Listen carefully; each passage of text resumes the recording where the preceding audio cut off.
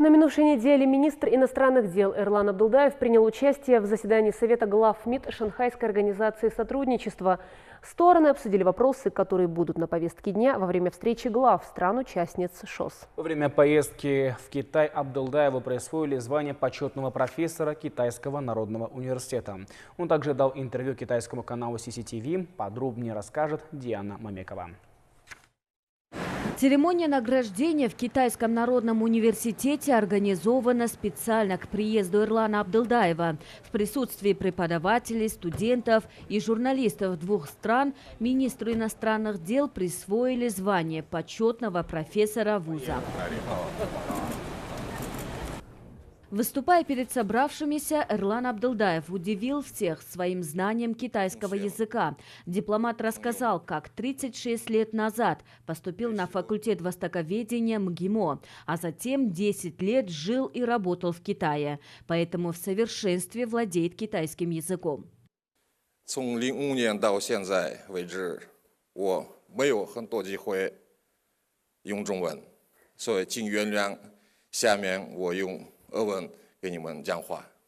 Хочу пожелать присутствующим молодым студентам хорошо учиться, эффективно использовать имеющуюся возможность нахождения в Китае, познавать великую историю и культуру Китайской Народной Республики и сохранить бесценную связь времен и поколений.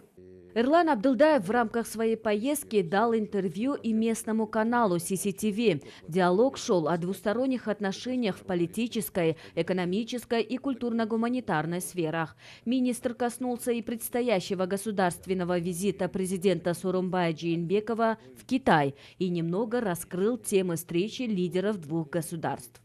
Наши отношения с Китайской Народной Республикой находятся сегодня, наверное, в самом лучшем состоянии за всю историю наших взаимоотношений. Они характеризуются взаимным доверием, взаимной поддержкой, взаимным пониманием. У нас очень глубокое сотрудничество в политической области. У нас очень высокая динамика двусторонних контактов на высшем и на высоком уровнях.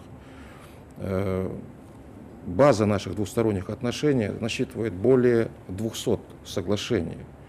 И, конечно же, мы в ходе предстоящего визита еще ее расширим.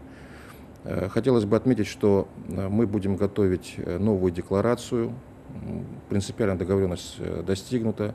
Декларация двух наших президентов об установлении отношений всестороннего стратегического партнерства. Поездка президента планируется на июнь этого года. Возможно, она пройдет накануне саммита глав ШОС. Диана Мамекова, Акмарал Акылбекова, Общественный, Первый канал.